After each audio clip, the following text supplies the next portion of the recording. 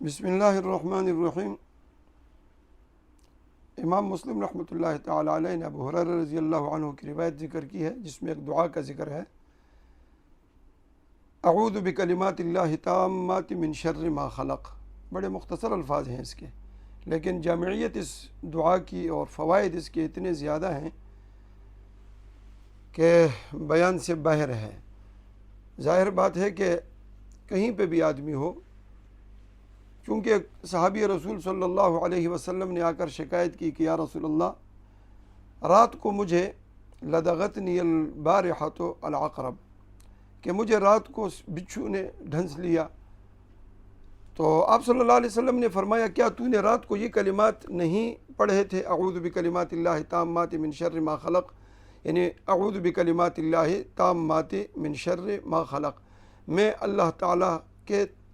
کلمات تامہ کی پناہ میں آنا چاہتا ہوں تمام مخلوق کے شر سے، جتنے بھی شرور ہیں کائنات کے اندر، تو ان سے میں اللہ تعالیٰ کے کلمات کی پناہ میں آنا چاہتا ہوں۔ اس کا مفہوم اور معنی یہ ہے۔ تو اعوذ بکلمات اللہ التامات من شر ما خلق، یہ دعائیں تو بڑی مختصر ہے۔ اصل میں جو کہنے کا ہمارا مقصد ہے وہ یہ ہے کہ یہ مختصر سی دعائیں اگر ہم اپنے بچوں کو، اولاد کو ابھی سے یاد کروانا شروع کر دیں تو یقیناً بعد کے اندر، چونکہ ابھی یاد کروانا بچے کے لیے یاد کرنا بڑا آسان اور سہل ہوتا ہے، جبکہ جیسے ہی عمر بڑھتی جاتی ہے تو ذہن بھی پختہ ہوتا جاتا ہے، تو پھر بڑی مشکل سے سورہ اخلاص یاد کرنی بھی بڑی مشکل ہو جاتی ہے۔ ہم نے دیکھے ہیں بہت سارے ایسے، لیکن بچپن میں ابتدا میں اب بچے کے سامنے چند بار اگر کچھ بھی کلمات کہو تو وہ اس کو یاد ہو جاتے ہیں۔ اور آپ نے دیکھا ہوگا، مشاہدہ ہے کہ قرآن کریم بچپن کے اندر یاد کرنا بڑا آسان ہے، لیکن بعد کے اندر چند صورتیں یاد کرنا انسان کے لیے مشکل ہو جاتی ہیں۔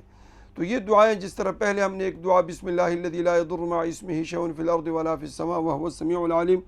اور اسی طریقے سے یہ دعا اعوذ بکلمات اللہ التامات من شر ما خلق۔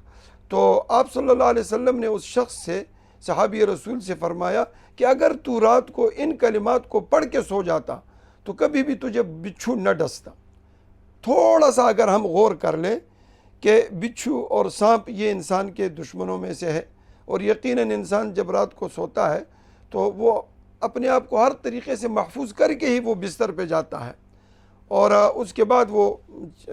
جو چین کی نیند ہوتی ہے وہ اس سے سو پا سکتا ہے۔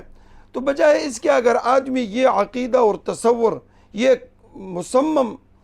زعم کر لے کہ میں ان کلمات کو پڑھ کر، ترمذی کی روایت میں 3 مرات ہے، مسلم کے اندر تو 3 مرات کا ذکر نہیں ہے، لیکن امام ترمذی نے اس کو حدیث حسن صحیح کہہ کر 3 مرات کے الفاظ اس میں ذکر کیے ہیں کہ 3 بار یہ کلمات اعوذ بکلمات اللہ التامات من شر ما خلق 3 بار پڑھے